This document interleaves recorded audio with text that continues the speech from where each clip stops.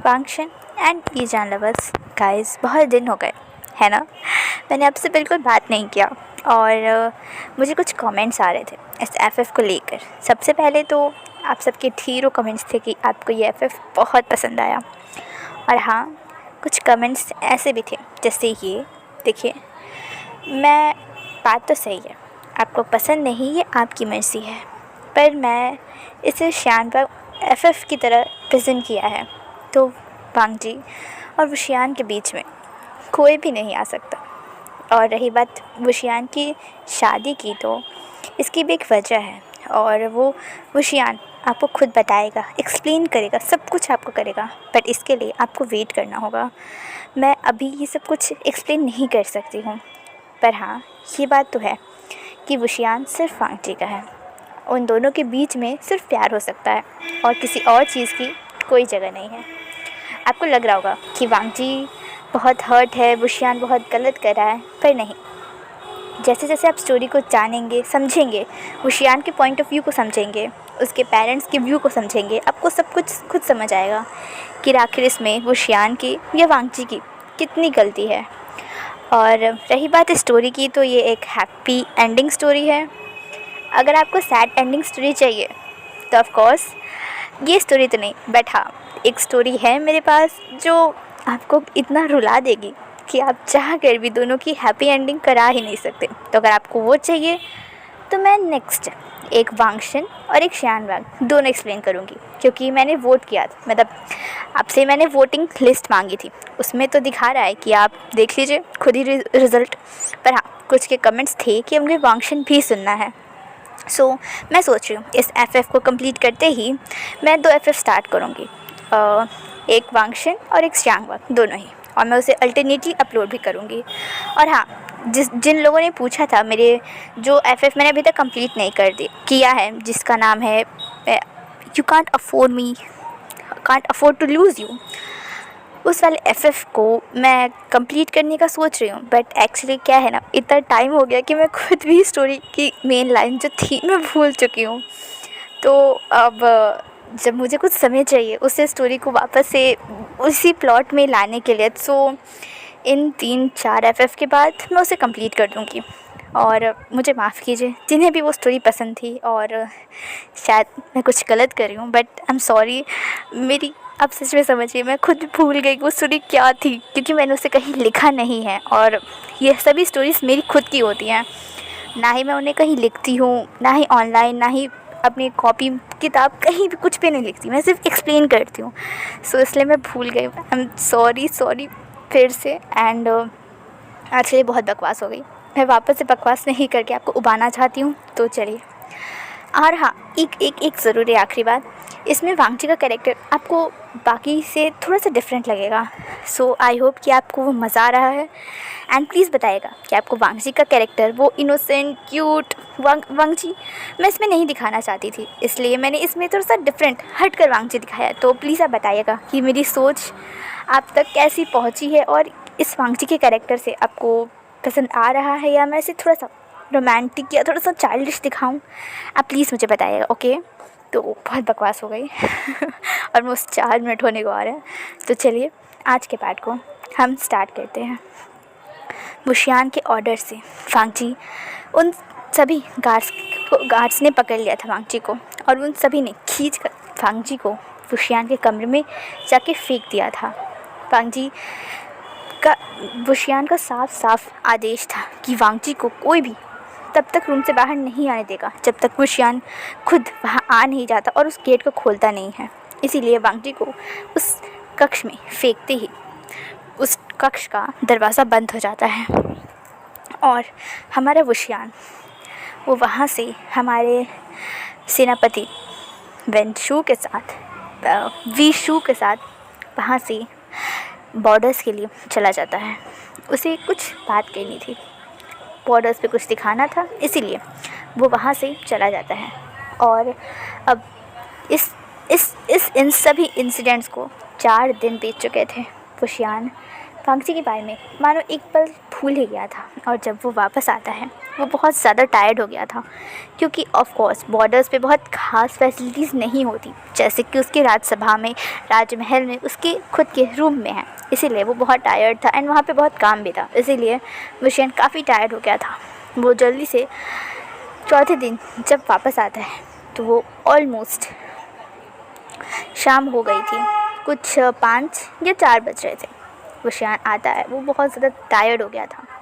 वो अपनी वहाँ पर उसकी माँ कांस्य सरन खड़ी थी और उसकी 5 रानियाँ और कुछ कॉन्केबाइंस भी। और वुशियन उन सबको देखता है और मानो उन सब के प्रेजेंस से उसे घंटा कोई फ़र्क नहीं पड़ता। वो ऐसे ही चुपचाप अपने कक्ष की तरफ चला जाता है। उन सब ने, यहाँ तक कि कांस्य सरन ने भी अपने बेटे को ग्रीट किया था, पर वुशियन किसी का भी रिप्लाई देना ज़रूरी नहीं समझता और वह वहाँ से चुपचाप अपने कक्ष की तरफ बढ़ जाता है। वो जैसे ही कक्ष की तरफ बढ़ता है, उन सभी गार्ड्स जो वुशियन के खासकर सिक्योरिटी के लिए थे, उन सब ने झुककर वुशियन को बो किया और तब वुशियन भी उनका रिप्लाई करता है। वुशियन उस गेट को खोलता है, उस दरवाजे को खोलता है और बिना देखे जैसे ही वो अपना पहला कदम अंदर बढ़ाता है, उसे कुछ फील होता है कि वो किसी चीज़ से टकरा गया है। वुशियन जल्दी से नीचे देखता है और वो देखता है कि वांगजी की अनकॉन्शियस बॉडी वहीं फ्लोर पर वैसे ही थी। वुशियन एक पल के लिए पूरा फ्रीज़ हो जाता है। एक पल के लिए मानो उसकी सांसें रुक गई थी। वो आंखें बड़ी कर करके बस देख रहा था। वो उन गार्ड्स की तरफ देखता है और तब गार्ड्स, इससे पहले कि वो कुछ कहते, वुशियन चीखते हुए कहता है, वैद्य को बुलाओ। वुशियन जल्दी से झुकता है नीचे, वांगजी की उस अनकॉन्शियस बॉडी को अपने आर्म्स में उसे सिक्योरली होल्ड करता है और जल्दी से उसे अपने ही बेड पे लिटा देता है। वुशियन जाता है और वांगजी के लिए एक क्लीन बोल में पानी, एक टॉवेल लाकर सबसे पहले उसके चेहरे को क्लीन करता है। वो उसके हाथों को क्लीन करता है और तब तक वैद्य भी भागते दौड़ते जल्दी से जल्दी वहाँ पहुँचते हैं। तब वुशियन कहता है कि इसे चेक करो। वैद्य जल्दी से नोट करते हैं और वांगजी के पास चले जाते हैं और तब वुशियन उन सैनिकों की तरफ देखता है, उन गार्ड्स की तरफ, और तब गार्ड्स अपने सर झुका लेते हैं और तब वो कहते हैं, महाराज वो जल्दी जल्दी बोलो इससे पहले कि मैं तुम सबकी जान ले लूँ। तब एक गार्ड उसमें कहता है, महाराज आपका आदेश था जब तक आप आ ना जाए तब तक इस गेट को ना खोला जाए, और आपको आने में ही 4 दिन लग गए, इसीलिए हमने गेट नहीं खोला। और तुमने ओमेगा को ऐसे गेट के अंदर बंद कर दिया भूखे प्यासे, कि तुम्हें पता नहीं है एक ओमेगा है, वो 16 साल का है, बस बच्चा है अभी तक वो, और तुमने इसे बंद कर दिया। तुम कितने निर्दय हो गए हो, क्या तुम्हें अक्ल नहीं है? हाँ, मैं भूल गया था और मुझे नहीं लगा था कि मुझे इतना दिन लगेगा वहाँ पर, तो क्या तुम लोग खाना या पानी से नहीं दे सकते थे? वुशियन उन सैनिकों पे बहुत ज़्यादा गुस्सा था और तभी वैद्य कहता है, महाराज। वुशियन उसकी तरफ देखता है और तब वैद्य कहता है, महाराज वो बस वीक है और शायद खाना पानी इतने दिन ना मिलने की वजह से वो बेहोश हो चुके हैं, और हम वो ऐसे ठीक है, उन्हें कुछ खास नहीं हुआ। हाँ, 4 दिन से एक ओमेगा बेहोश है, उसे खाना पानी नहीं दिया गया है और ना जाने ये कब से बेहोश, और आप कह रहे हैं ये ठीक है? वैद्य इसके लिए मेडिसिन दीजिए, और मैं नहीं जानता, मुझे कल सुबह तक ही होश में चाहिए। अगर ये आपकी दवा से होश में नहीं आया तो मेरी तलवार और आपकी गर्दन एक जगह मिलेगी। वैद्य डर जाते हैं और वो तुरंत ही वांगजी के लिए मेडिसिन बनाने लगते हैं, और वुशियन गार्ड की तरफ देखता है और कहता है, बाहर जाओ, अभी के अभी बाहर जाओ और वांगजी के लिए सबसे पहले खाना लाओ। तब वैद्य कहते हैं, महाराज हम ऐसे घुसु प्रिंस को कुछ नहीं दे सकते, उन्हें अभी लिक्विड ही मिलना चाहिए, और कुछ नीम, करेले और ये सब के जूस को मिलाकर मैं आपके लिए कुछ जूस बना के जा रहा हूँ, आप उन्हें पिला दीजिएगा। कुछ दवाइयाँ हैं, आप उन्हें दे दीजिएगा, और अगर उनकी वीकनेस, कमज़ोरी कम हुई तो उन्हें सुबह तक या दोपहर तक होश आ जाएगा। अच्छी बात होगी अगर उससे जल्दी होश आया। और तब वो वहाँ पर एक आवाज़ आती है, तुम्हें इसकी इतनी चिंता क्यों है महाराज विभूषण? विभूषण अभी भी पीछे पलटा नहीं था, क्योंकि वो इस वॉइस को अच्छे से पहचानता था। ये वॉइस उसकी ही माँ की थी, कांचन तरन की थी। और तब विभूषण गुस्से में, जो अभी भी उसके चेहरे पर साफ साफ दिखाई दे रहा था, और तब वो अपनी कहता है डार्क वॉइस में, मेरा ओमेगा बेहोश है। और किसी की इतनी हिम्मत नहीं थी, क्या किसी की इतनी दिल में दया नहीं थी कि उस छोटे से 16 साल के ओमेगा को कुछ खाना या पानी दे दे? मेरा अगर नियम टूट भी जाता तो कौन सा मैं उसे सूली पर चढ़ाने वाला था? हाँ, वो ऐसा कहकर अभी भी उन सैनिकों की तरफ देख रहा था। और तब कांसा सैनिक कहती है, तुम्हें इस वॉर पैसे को ज़्यादा ही चिंता नहीं है? दुष्यंत अपनी माँ की तरफ देखते हुए कहता है, दोबारा इस शब्द का उससे संबंध मत करिएगा। उसके पास उसका खुद का टाइटल है, हांग वांग चुन का, और आज से सब के सब उसे उसी टाइटल से बुलाएंगे। अगर दोबारा मैंने किसी के मुंह पर वॉर प्राइस का नाम सुन लिया, चाहे वो कोई भी हो, वो अपनी माँ की तरफ पलटता है और उन्हें घूरते हुए कहता है, चाहे जो भी हो, खुद राजमाता ही क्यों ना हो, मेरी सुई बयान पीछे नहीं हटेगी। वो इसी तरीके से गुस्से में अपने डार्क फेरोमोन्स को रिलीज़ करते हुए ये सब बात कह रहा था। और इसे सुनकर वहाँ जितनी भी क्वींस थी, विभूषण की कॉन्क्यूबाइंस थी, और वो जितने भी सैनिक थे, और यहाँ तक कि जो हीलर ओमेगा हीलर थी, वो तो डर के मारे काँपने लगती है। वो सभी विभूषण के डोमिनेटिंग फेरोमोन्स को अच्छे से फील कर सकते थे कि वो कितना ज़्यादा गुस्सा है, और अपने ओमेगा को लेकर जो pheromones alpha protective pheromones release करते हैं, वो अभी विभूषण रिलीज़ कर रहा था। गुस्सा, नफरत, सब कुछ उस फेरोमोन्स में अच्छे से सब कोई फील कर सकता था।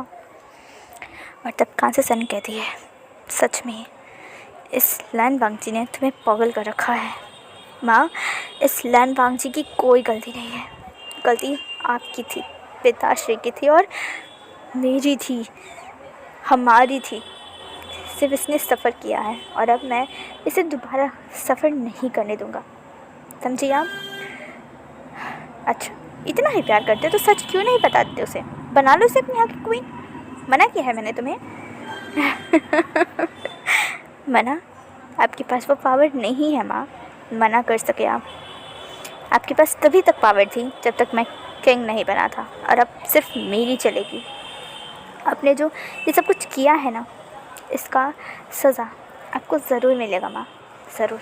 पर इससे पहले आप सब बाहर जाइए। वो हीलर की तरफ देखता है, कहता है, क्या सब कुछ तैयार है? हीलर हाँ में सर हिलाती है और कहती, ये वो विभूषण को समझाने लगती है कि ये ड्रिंक उसने ड्रिंक बनाया था, कुछ पॉइस्टिक एलोवेरा, नीम, पुदीने के साथ मिलाकर, जो बहुत ज़्यादा एनर्जी प्रोवाइड करता है। और वो कहा था कि आप इसे पिला दीजिएगा, आपको इसे सुबह शाम पिलाना है, अभी पिला दीजिए और रात में पिला दीजिएगा उन्हें। और कुछ मेडिसिन भी वो उन्हें दे देती है, और कहती है कि आपको ज़्यादा से ज़्यादा उन्हें लिक्विड खिलाने की कोशिश कीजिए, जैसे अनार का जूस और पाइनएप्पल का जूस। उसमें बहुत प्रोटीन होती है और बहुत ज़्यादा ताकत होती है। विभूषण नोट करता है और तब कहता है, ठीक है, बाहर जाइए सब के सब, मैं किसी को भी यहाँ देखना नहीं चाहता, आउट। और उसके चिल्ला के कहते ही सभी एकदम दबा कर वहाँ से भाग जाते हैं। और वो हीलर तो बस भगवान को शुक्र कह रही थी कि थैंक गॉड लैन वांगी को कुछ हुआ नहीं, वरना अगर मैंने किंग को कुछ बताया होता तो मेरी जान ही ले लेते। पर वो हीलर अपने मन में कहती है, पर लैन वांगजी की कोर से रिलेटेड बात मुझे महाराज को बतानी होगी, पर अभी नहीं, अभी बताया तो जान ही जाएगी, बाद में बताऊँगी। और वैसा कहकर वहाँ से अपने कक्ष की तरफ बढ़ जाती है। विभूषण अपने कक्ष के दरवाजे को बंद कर लेता है और वो धीरे से वांगजी के पास आता है। वो वांगजी के पास बैठता है और उसके वेल को, जो भी उसने पहना था, उसे हटा देता है। वो वांगजी के चेहरे को देखने लगता है कि कैसे वो इतना सुंदर सा, इतना क्यूट सा था, और अब पूरा पेल पड़ चुका है, पूरा येलो हो गया है। वांगजी के उस पेल पड़े चेहरे को देख कर विभूषण के दिल में बहुत दर्द हो रहा था। विभूषण सबसे पहले तो वांगजी को अच्छे से उसके 2-3 लेयर्स एक एक करके उतार देता है। वांगजी हमेशा की तरह उसने 5 लेयर्स पहनी थी, तो वशियान सबसे पहले 3 लेयर्स अपर के उतार देता है और वांगची के बालों को भी हल्का लूज़ कर देता है, जिससे वांगची काफ़ी रिलैक्स दिख रहा था। वशियान उसे धीरे से अपनी लैप में थोड़ा सा उठा लेता है और तब उसे पहले पानी पिलाने की कोशिश करने लगता है। धीरे धीरे वो पानी उसके मुंह में डालने की कोशिश कर रहा था, बट वांगची बेहोश था और ऐसे वो प्रॉपर्ली उसे पिला ही नहीं पा रहा था। वशियान बार बार ट्राई कर रहा था, पर वांगजी थोड़ा सा पीता और बाकी बाहर आ जाता। पानी ढंग से वो पी ही नहीं पा रहा था। वशियान फ्रस्ट्रेट हो रहा था, एक तो वैसे ही उसे गुस्सा आ रहा है एंड बाकी वो काम हो नहीं रहा है। इसीलिए वशियान जल्दी से उस पानी को अपने माउथ में लेता है, जितना ज़्यादा वो ले सकता था वो लेता है और फिर वो वांगची की तरफ देखता है और बस वांगची के लिप्स को अपने लिप्स से पकड़ता है और उसे माउथ टू माउथ पानी पिलाने लगता है। धीरे धीरे धीरे करके वांगची वो सभी पानी ख़त्म करता है। फिर वशियान उसे 5 मिनट के अंदर उस जूस पिलाता है, मेडिसिन देता है और वो ये सब कुछ अपने माउथ में लेकर ही कर रहा था, क्योंकि वांगची बेहोश था और ये सबसे बेस्ट तरीका था प्रॉपर्ली सारे न्यूट्रिशन को उसके अंदर डालने के लिए।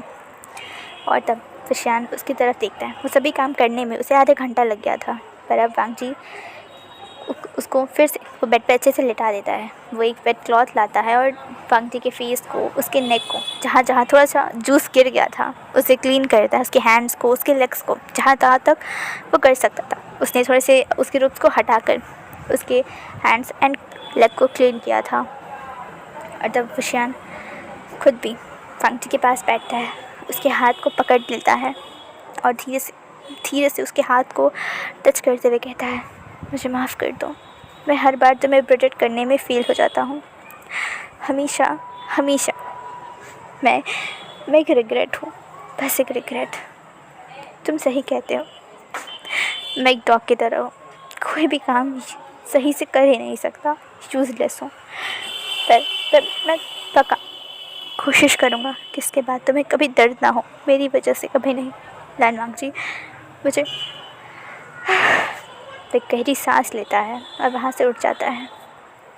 और फिर वो जाकर जो वो इतना थक के आया था, अब जाके उसे अपनी थकान वापस से फील होने लगती है, क्योंकि वांगची को उस हालत में देखकर उसका मानो चैन, सुख, उसकी सब कुछ थकान, सब कुछ मानो उड़न छू हो गया था। उसे कुछ एहसास ही नहीं हुआ था, उसे सिर्फ उस समय वांगची का दर्द दिख रहा था और कुछ भी नहीं। और तब हमारा वशियान झुकता है और वांगची के फॉरहेड पे एक छोटा सा पैक करता है और तब कहता है, मैं फ्रेश होकर आता हूँ, ठीक है। और फिर वो आता है, फ्रेश होता है, एक लॉन्ग रिलैक्सिंग 1 घंटे का शावर लेता है और कुछ अपने इनर रोब और एक मिडिल रोब पहनकर बाहर आता है। वो दासियों से कहता है कि उसका खाना लाया जाए और वो वांगची के बेड के आसपास कर्टन्स लगा देता है जहाँ वांगची लेटा हुआ था, क्योंकि वो ये किसी को भी अलाउ नहीं कर सकता था वांगची के चेहरे को देखने के लिए, चाहे वो ओमेगा ही क्यों ना हो या कोई और सिवाय उसके। इसीलिए वो कर्टन्स को लगा देता है और तब वो बैठकर थोड़ा बहुत खाता है, क्योंकि उससे ज़्यादा खाना खाया भी नहीं जा रहा था। और वो थोड़ा सा खाता है एंड बाकी वो उठ जाता है, वो कर्टन के अंदर आता है और वो वांगची को अभी भी बेड पे वैसा ही एकदम बेजान सा बेड पर लेटा हुआ, वो वशियान को बिल्कुल अच्छा नहीं लग रहा था। वशियान को वो वैसे ही लड़ता झगड़ता, उस पर शाउट करता हुआ, उससे नफ़रत करता हूँ, उसे मार डालना चाहता हूँ, यही कहता हुआ उसे ज़्यादा प्यारा लगता है। वो उससे कभी ढंग से बात नहीं करता, बट आज उसका ना बोलना वशियान को बहुत ज़्यादा चुभ रहा था। वशियान ये बर्दाश्त ही नहीं कर पा रहा था कि आज वो वाइल्ड सा ओमेगा, बिल्कुल जो स्टबन बनी की तरह है, आज वो शांत है, एकदम शांत होकर बेड पे ऐसे लेटा हुआ है। वशियान को अंदर अंदर बहुत खुद पे गुस्सा आ रहा था कि आखिर वो इतनी वाहियात सी बात कैसे कह सकता है। और वो उन सैनिकों पे भी उसे गुस्सा आ रहा था कि आखिर वांगची कितना ज़्यादा चीख रहा होगा, चिल्ला रहा होगा कि उसे पानी दे दे, उसे खाना दे दे, पर इन पत्थर दिलों में बिल्कुल भी अक्ल नहीं है। वशियान को उन सब पर बहुत ज़्यादा गुस्सा आ रहा था, बट वो भी मजबूर है, आखिर वो क्या कह सकता है। ये उसी का नियम फॉलो कर रहे थे। उसे खुद पे भी गुस्सा आ रहा था, उन पर भी, और खुद वांगची पे भी, और उसे फ्रस्ट्रेशन हो रही थी। वो फ्रस्ट्रेशन में अपने हाथ को सीधे बेड पे मार देता है और उसका हाथ जाकर बेड के साइड बोर्ड से टकरा जाता है, जिसकी वजह से उसके हाथों में थोड़ी सी चोट लग जाती है। 1-2 कट भी आ जाते हैं जिससे खून आने लगता है, पर वुशियान उसकी बिल्कुल केयर नहीं करता। वैसे ही वांगजी के पास बेड में आ जाता है, वांगजी को अपने आर्म्स में फुल्ली एकदम टाइटली पकड़ लेता है और उसे देखने लगता है। और तब कुछ 1 घंटा वांगजी को ऐसे ही प्यार से निहारते हुए कब बीत जाता है वुशियान को खुद भी नहीं पता। वुशियान जल्दी से उठता है, वांगजी के लिए फिर से कुछ जूस और जो मेडिसिन उसे बची थी देना वो वापस से वांगजी को पिलाता है। और अब फाइनली वांगजी को वापस से अपनी आर्म्स में टाइटली एकदम टाइटली होल्ड कर उसे अपने एम्ब्रेस पे लेकर उसकी स्मेल को, ओमेगा स्मेल को फील करते हुए वह वहीं वांगजी के साथ ही सो जाता है। और अब नेक्स्ट मॉर्निंग हो गई थी। नेक्स्ट मॉर्निंग होती है, वुशियान की आँख खुल जाती है जल्दी ही, और तब वो देखता है कि वांगजी अभी भी वैसे ही बेहोश लेटा हुआ है, बट अब उसका चेहरा कुछ कम पेल लग रहा है। अब उसके चेहरे में वो वापस से वो चमक आ रही है, वो रेडनेस, वो क्यूट सा पिंक ब्लश वापस आ रहा है, पिंक चमक वापस आ रही है। अब उसका चेहरा वो पेल पड़ा हुआ चेहरा नहीं है। वुशियान को ये देख कर फील करके रिलैक्स फील होता है, और तब वुशियान उठता है, फ्रेश होता है, और तब वांगजी के पास आता है। वो वांगजी के लिए वही वापस से जूस मंगवाया था उसने, और तब वो वांगजी को वो जूस सारा पिलाने लगता है धीरे धीरे करके। और बस एक आखिरी सिप था और वांगजी की आखिरी मेडिसिन, और तब एक हार्श पेन उसके लिप्स पर वुशियान को फील होता है, और दोनों के मुंह में एक डिफरेंट टेस्ट आने लगता है जो कि वुशियान के ब्लड का था। वुशियान जल्दी से अपनी आइज़ को ओपन करता है और वो देखता है कि वांगजी की आंखें खुल चुकी थी। वांगजी वुशियान को धीरे से थोड़ा सा अपने लिप्स से अलग करता है और वो बस एक शब्द कहता है, बिचन। और तुरंत ही वांगजी के हाथों में बिचन आ गई थी और वो बिचन सीधे वुशियान के गले में थी। वांगजी गुस्से में अपने डार्क आवाज़ में कहता है, वुशियान, तुम मेरा फ़ायदा उठा रहे हो, मेरी ऐसी हालत का। तुम कितने ज़्यादा गिरे हुए हो। हाँ, एक असहाय हेल्पलेस ओमेगा जो बेहोश है, तुम उसका फ़ायदा उठा रहे हो। तुम गिरे हुए अल्फ़ा। और ये कहकर वांगजी उस बिचन को वुशियान के नेक पे और टाइटली प्रेस कर देता है, जिसकी वजह से वुशियान के नेक से ब्लड आने लगता है और उसका नेक तुरंत ही पूरा ब्लड से भीग जाता है। वांगजी इतने गुस्से में था कि वो देख भी नहीं सकता था कि वुशियान के चेहरे में आंसू हैं। उसका पूरा चेहरा आंसुओं से भीग चुका है। वुशियान अपनी पेनफुल वॉइस में कहता है, वांगजी, मैं तुम्हारा फ़ायदा नहीं उठा रहा। वांगजी जब वुशियान के चेहरे की तरफ देखता है तब वो अपने बिचन को धीरे से प्रेस करना बंद करता है, और तब वुशियान कहता है, मैं तुम्हें सिर्फ मेडिसिन पिला रहा था, मेरा इंटेंशन तुम्हें ऐसा हर्ट करने का नहीं था। वुशियान ऐसा कहकर वांगजी से पीछे हट जाता है, और तब वांगजी कहता है, अच्छा, तुम्हारा इमोशन मेरा फ़ायदा उठाना नहीं था। तुम मेरा फ़ायदा नहीं उठा रहे थे तो तुम इतने करीब क्या कर रहे हो। मेरे 3 लेयर्स कहाँ हैं, अपना वेल कहाँ है वुशियान। इससे पहले जवाब दो, वरना मैं तुम्हारी अभी इसी वक्त जान ले लूँगा। वुशियान अपने आँखों में आंसू लिए हुए था, पर उन आंसुओं को जल्दी से वो वाइप करता और कहता है, तुम्हारे बेड के साइड में ही तुम्हारी सभी चीज़ें हैं, और रही बात तो किसी ने भी मेरे अलावा तुम्हारे चेहरे को जो तुम्हें नहीं देखा है, ऐसे नहीं देखा है, इसीलिए तुम्हें फ़िक्र करने की कोई ज़रूरत नहीं है। मुझे किसी और से फ़र्क नहीं पड़ता, मुझे तुमसे फ़र्क पड़ता है वुशियान। वांगजी गुस्से में कहता है और उसे तुरंत ही पेन होता है। वो